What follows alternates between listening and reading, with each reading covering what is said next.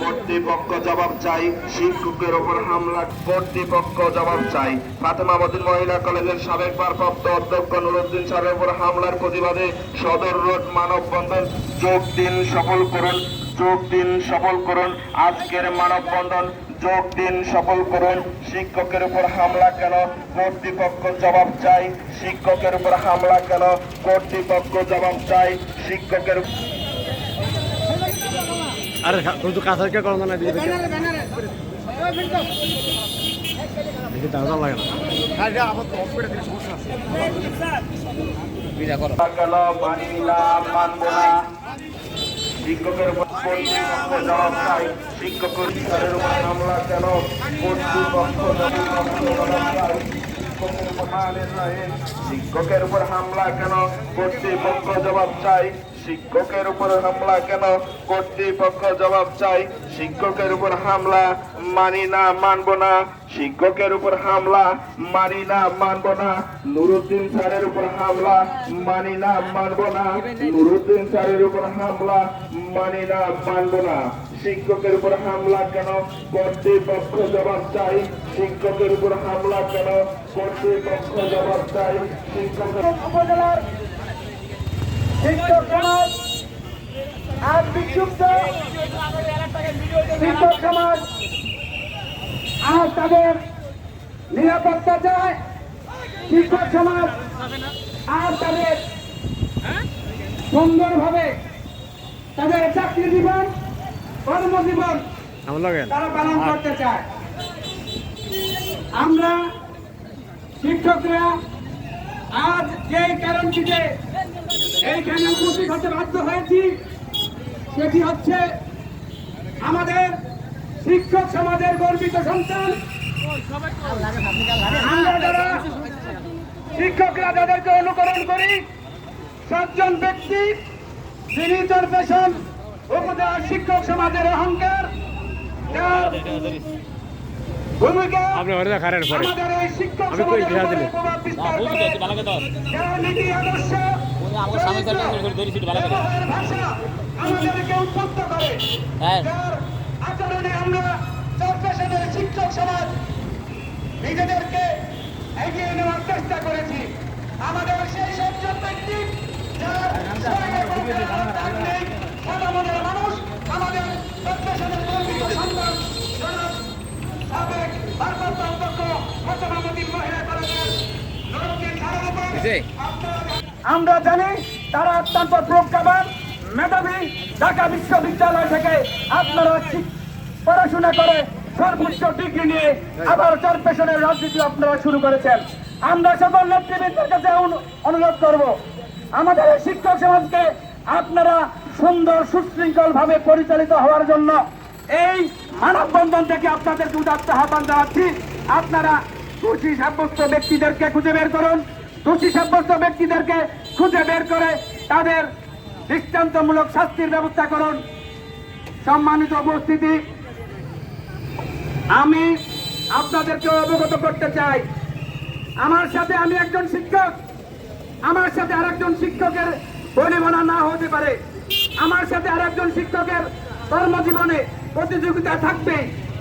শিক্ষক আমি আমার পার্শ্ববর্তী যারা শিক্ষকরা আছেন তার ভিতরে আমার প্রতিযোগিতা থাকবে, কে কত বেশি শিক্ষা অর্জন করে সমাজকে কত বেশি মিলিয়ে দিতে পেরেছি, ছাত্র সমাজকে আমরা কিভাবে গঠন করতে পেরেছি সেটি আমাদের প্রতিযোগিতা থাকবে। আমাদের এই চরপেশনের সন্তানরা যাতে আগামী দিনগুলোতে ভালোভাবে পড়াশোনা করে বাংলাদেশের সর্বোচ্চ শিক্ষা প্রতিষ্ঠানগুলোতে ভর্তির মাধ্যমে তাদেরকে উপস্থাপন করতে পারে। আমাদের প্রতিযোগিতা থাকবে আমাদের সন্তানরা আগামী দিনের এই বাংলাদেশের সর্বোচ্চ আসনগুলোতে কিভাবে তারা আসীন হবেন। আমরা সেই ধারাবাহিকতায় আমরা আপনাদের মাঝে আজকে বিচার দিতে এসেছি।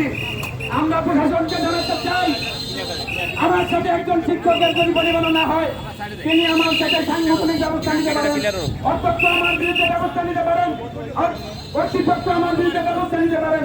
কিন্তু আমি যখন আমার অধিকার প্রতিষ্ঠা করার জন্য আইনের আশ্রয় নেব, আমি যখন আমার অধিকার প্রতিষ্ঠা করার জন্য জাতীয় বিশ্ববিদ্যালয়ের যদি কোনো প্রতিষ্ঠানের অধ্যক্ষ না থাকে সেই প্রতিষ্ঠানের সিনিয়র ব্যক্তি হবেন সেই প্রতিষ্ঠানের ভারপ্রাপ্ত দায়িত্ববান ব্যক্তি। তার ধারাবাহিকতায় ঠিক আছে, এখন ঠিক আছে পরিবেশ। আপনারা একটি প্রতিষ্ঠানের প্রধানের দায়িত্ব প্রদান করেছিলেন, সেটির বিরোধিতা করেছিলেন। নুরুদ্দিন সাহেব বলেছিলেন, আমি এই প্রতিষ্ঠানের সর্ববয়োজ্যেষ্ঠ, আমি এই প্রতিষ্ঠানের সবচেয়ে পুরাতন শিক্ষক, এই প্রতিষ্ঠানের ভারপ্রাপ্ত দায়িত্ব তো আইনগতভাবে আমার উপর থাকার কথা। কিন্তু আমরা দেখেছি সেই প্রতিষ্ঠানের কর্তৃপক্ষ তাকে দায়িত্ব দিতে বিফলতা করায় তিনি আইনের আশ্রয় নেওয়ার জন্য ঢাকাতে প্রথমে জাতীয় বিশ্ববিদ্যালয় এবং পরবর্তীতে আইনের আশ্রয় নেওয়ার জন্য একজন হাইকোর্টের অ্যাডভোকেটের দ্বারস্থ হয়েছেন। সেখান থেকে তিনি বের হওয়ার পরে তিনি ওই প্রতিষ্ঠানের ভারপ্রাপ্ত দায়িত্ব হিসেবে নিজেকে জুলুম করে প্রতিষ্ঠিত করেছেন। সেই ব্যক্তি ওই নুরুদ্দিন সাহেবের উপরে এবং সেই ব্যক্তি এবং তার সন্তান এবং তার কিছু সন্ত্রাসী বাহিনী নিয়ে হঠাৎ করে নুরুদ্দিন স্যারের উপর আক্রমণ করে বসেন। এই আক্রমণে তিনি আহত হয়েছেন, ঢাকাতে তিনি চিকিৎসাধীন আছেন। আমরা আইনের আবারও এই হামলার পরে আমরা আইনের আশ্রয় চেয়েছি। বন্ধুরা আমার, চরফ্যাশনবাসী, আপনাদের কাছে আপনারা বিচার দিতে চাই নুরুদ্দিন সাহেবের অপরাধ কি।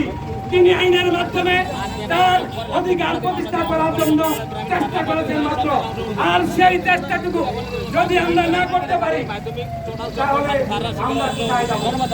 তার মানে এটি যে শিক্ষক সমাজের উপরে আপনাদের সন্তান দ্বারা, আপনাদের বাড়াতে মাস্তান দ্বারা আপনারা আহত করাবেন।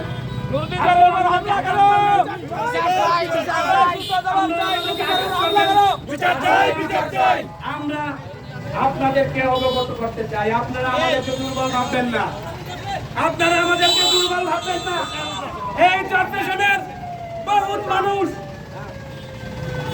অত্যন্ত জ্ঞানী গুণী যারা আছেন, তারা আপনাদেরকে আজকে থুতু নিক্ষেপ করতেছেন আপনাদের কার্যকলাপের উপরে। আমার দুঃখ হয়, আমাদের দুঃখ হয়, আমরা আজকে নুরুদ্দিন স্যারের নামে আমরা দেখি বিভিন্ন ফেসবুকে তিনি নাকি আওয়ামী লীগ করেছেন, তিনি নাকি ওইটা করেছেন, তিনি নাকি এটা করেছেন। আরে ভাই, আমরাও তো দেখেছি অনেকের ছবি, আমরাও তো অনেকের ছবি দেখেছি, আওয়ামী লীগের ফ্যাসিস্টদের সাথে আপনাদের ছবি আমরাও দেখেছি। আওয়ামী লীগের অনেক রঙ্গমঞ্চে আপনারা কি উপস্থিত হয়েছেন, আমরাও দেখেছি। আমরা সেটিকে দূর দিতে চাই না। জাতীয় স্বার্থে জাতীয় অনেক প্রোগ্রাম থাকে, সেখানে অনেক লোক অনেক জায়গায় যেতে হয়, তারই ধারাবাহিকতায় আপনারা এটা অপরাধ হতে পারে না।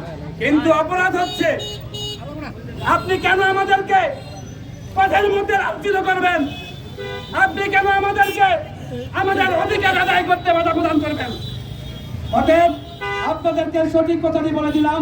আমরা যখন আইনের আশ্রয় নিয়ে নুরুদ্দিন স্যার যখন আইনের আশ্রয় নিতে চেয়েছিলেন, ঠিক সেখান থেকে আসার পরেই তাকে ঢাকা পল্টনে তারা অতর্কিত হামলা করে তাকে আহত করে। এখন তিনি চিকিৎসাধীন অবস্থায় আছেন। সম্মানিত উপস্থিতি, আমরা এই বিচার চাই, আপনাদের কাছে এই বিচার দিলাম।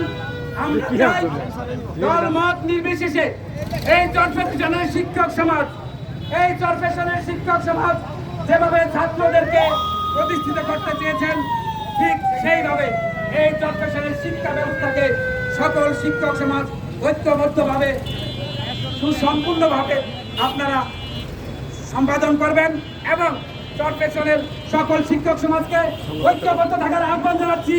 এই বলে যে আপনারা ঐক্যবদ্ধ থাকলে যত বড় আমরাই করুক না কেন আমাদের নৈতিকভাবে কোনো পরাস্ত করতে পারবে না ইনশাআল্লাহ। আমরা সবাই ঐক্যবদ্ধ থাকবো। আমি স্লোগানের সহিত বলতে চাই, নুরুদ্দিন স্যারের উপর আমরা মানি না, নুরুদ্দিন স্যারের উপর আমরা কেন চাই, এই বলে আমি আমার বক্তব্য শেষ করছি। আসসালামু আলাইকুম। ভাষা আমাদের জানা নেই, সেখানে আপনারা মানবীয় অংশগ্রহণ করায় সকলকে আমাদের পক্ষ থেকে আপনাদেরকে আন্তরিক কৃতজ্ঞতা এবং ধন্যবাদ জানিয়ে